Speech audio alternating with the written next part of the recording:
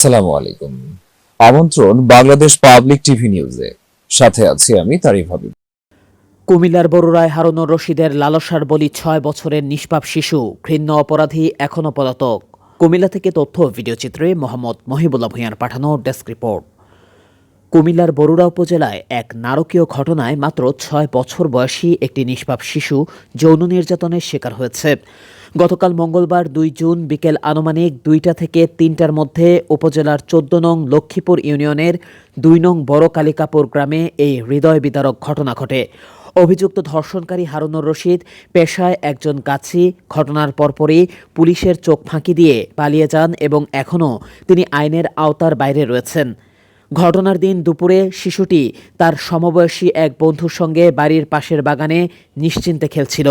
সেই ফাঁকে অভিযুক্ত ধর্ষণকারী হারুনুর রশিদ কলা খাওয়ানোর প্রলোভন দেখিয়ে কৌশলে নিজের মেয়েকে বাড়িতে পাঠিয়ে দেন। এরপর অসহায় শিশুটিকে একা পেয়ে বাড়ির পাশের নির্জন জঙ্গলের ভেতরে নিয়ে গিয়ে পাশবিক কায়দায় ধর্ষণ করে তাকে।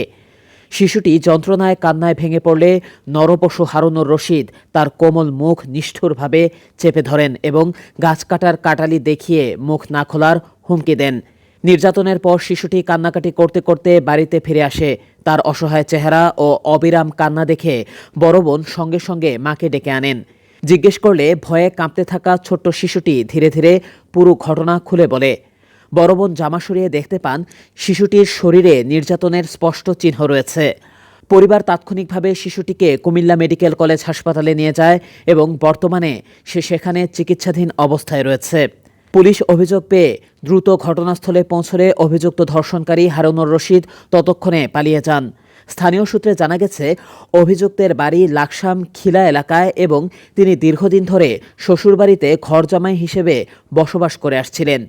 এ ঘটনায় তার ছেলেকে জিজ্ঞাসাবাদ করা হলে তিনি মর্মাহত কণ্ঠে বলেন, আমি আমার বাবার এই জঘন্য কাজের তীব্র নিন্দা জানাই এবং তার সর্বোচ্চ শাস্তি কামনা করি। বরুড়া থানায় ইতোমধ্যে মামলা দায়ের করা হয়েছে। থানার তদন্ত ওসি সঞ্জয় সরকার এই প্রতিবেদকের সঙ্গে যোগাযোগে জানান, থানায় মামলা গ্রহণ করা হয়েছে এবং আহত শিশুটি চিকিৎসাধীন রয়েছে। পলাতক ধর্ষণকারী হারুনুর রশিদকে গ্রেপ্তার করতে পুলিশের একাধিক দল এখন মাঠে রয়েছে। অতি শীঘ্রই তাকে আইনের আওতায় এনে বিচারের মুখোমুখি করা হবে। এলাকা জুড়ে এই ঘটনায় তীব্র ক্ষোভ, শোক ও আতঙ্ক বিরাজ করছে।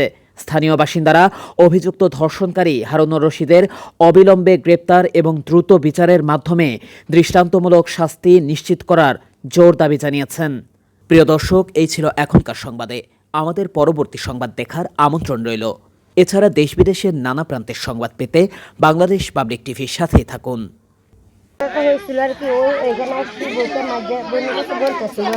কোন জায়গা এই সামনে এই জায়গাটাতে বলতেছি ওইতে বড়টা বলতেছে আর কি হয়েছে, বড়টা বিশ্বাস করে না, হে কামতেছে এবার কাজেন অতিরিক্ত কান্না তো বিশ্বাস আছে। বাড়িতে নিয়েছে বোনের বাড়িতে নিয়ে ঘরে যাই ও কামতেছে, কান্দার পরে যাই হে অতিরিক্ত ব্যথা করতেছে, ও সিটির বাক্য দিতে আছে। পরে ওর বউরে ডাক দিয়ে নিচ্ছে, নিয়ে আনার পরে ওর বউরে দেখাচ্ছে এই ঘটনা এমনি নিচ্ছে। তো হওয়ার পরে ইহার বউ বিশ্বাস আছে, বিশ্বাস করার গেলে ওই গেছে হরে যাই হোক আমাকে বলতেছে হেরে কলাল্লা নিয়ে রাস্তার উপরে রাখে হের মেয়ের খাড়া করাই তুই ওরে লই গেছে বাগানে নেওয়ার পরে ওর এই কাজ করতে গেছে, নির্যাতনা করতে পরে হে শিক্ষক দিতে গেছে, এর মুখ চাপি হচ্ছে।